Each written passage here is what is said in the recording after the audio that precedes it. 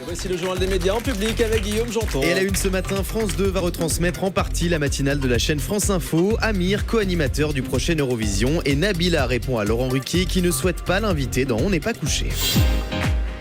Et on commence donc avec la matinale de la chaîne France Info, bientôt retransmise en partie sur France 2. C'est à la rentrée, la chaîne Info du service public va bénéficier d'une belle exposition puisqu'à partir du 20 mars, France 2 retransmettra la matinale de Laurent Bignolas chaque jour entre 6h et 6h30. L'objectif pour France 2, booster les audiences de Télématin qui souffrent actuellement des petits scores de la rediffusion des Amours. Ce n'est pas la première collaboration entre les deux chaînes du groupe France Télé puisque France Info fabrique déjà tous les sujets diffusés dans les journaux de Télématin. Et on reste sur France 2 avec Amir qui va co-animer le prochain concours Eurovision. Le talentueux chanteur classé 6e de l'Eurovision l'année dernière va faire son retour dans le concours de chant mais cette fois-ci en tant que commentateur. Amir se rendra à Kiev le 13 mai prochain pour faire vivre aux téléspectateurs la grande finale de l'Eurovision aux côtés de Marianne James et Stéphane Bern. On espère qu'il portera chance à Alma, notre candidate cette année. C'est qu'il a donné 1 an, 2 ans, 100 ans de bonheur. Plus la vie te caille comme une fleur. Fais-moi marrer, j'en ai besoin. En attendant que sonne l'heure.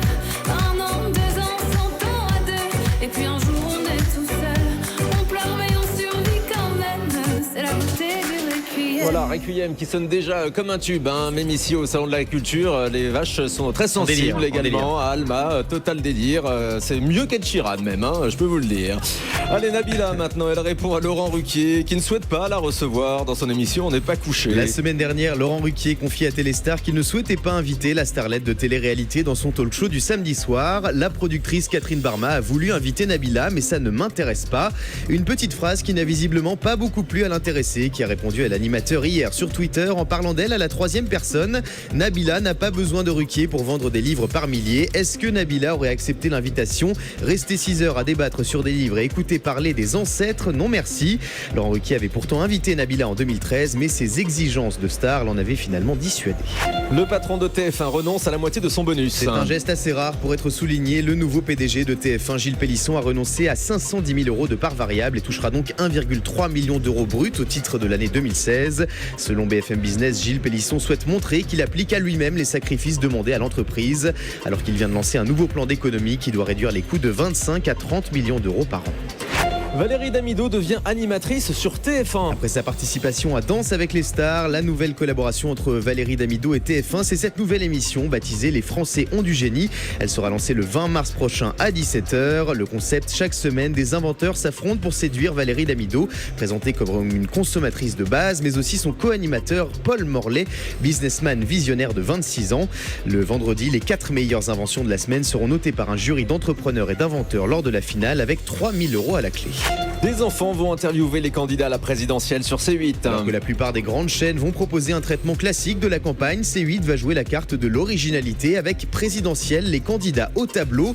Un documentaire de 90 minutes produit par Mélissa Thoriot dans lequel une quinzaine d'enfants âgés de 8 à 12 ans interrogeront 4 présidentiables. François Fillon, Emmanuel Macron, Benoît Hamon et Jean-Luc Mélenchon.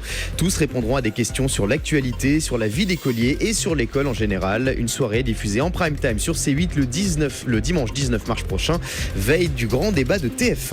Et puis M6 fête aujourd'hui ses 30 ans. Lancée le 1er mars 1987, la petite chaîne a bien grandi en 30 ans. Elle rivalise désormais avec le leader TF1 et affiche une part de marché en progression à 10,2%. Pour fêter ce bel anniversaire, M6 a vu les choses en grand. Le mardi 7 mars prochain, Karine Le Marchand et Stéphane Plaza proposeront une émission spéciale avec les visages actuels de la chaîne, mais aussi plusieurs personnalités qui ont vu leur carrière démarrer sur M6. M. Pokora, Christophe Willem ou encore Michael Youn qui sera notre invité dans quelques instants. Exactement, qu'on avait connu dans le Morning Live sur M6. Michael Youn arrive sur le stand des produits laitiers au Salon de l'Agriculture dans quelques minutes. Et donc bon anniversaire à M6. Le chiffre du jour pour terminer. 100 000, c'est le nombre de likes sur Facebook qu'espère obtenir Mélanie, une jeune femme de 21 ans atteinte de trisomie 21 pour réaliser son rêve, présenter la météo à la télévision. À l'heure à laquelle je vous parle, Mélanie est tout près du but. Plus de 90 000 personnes ont déjà aimé sa page. Mélanie peut le faire. 2 chaînes l'ont déjà invitée à faire la pluie et le beau temps, France 2 et BFM TV. Voilà, très belle opération, hein. On va se mobiliser donc pour Mélanie. On vous invite à liker sa page Facebook. Elle a quasiment atteint son but. Et puis je propose qu'on l'invite aussi sur Europe 1 pour représenter la météo. Après tout, ça peut être aussi son rêve, oui, de vous remplacer, Guillaume. Oui, pourquoi pas. avec plaisir. Voilà, on embrasse très fort Mélanie et on nous souhaite évidemment bon courage. Merci beaucoup, Guillaume Janton.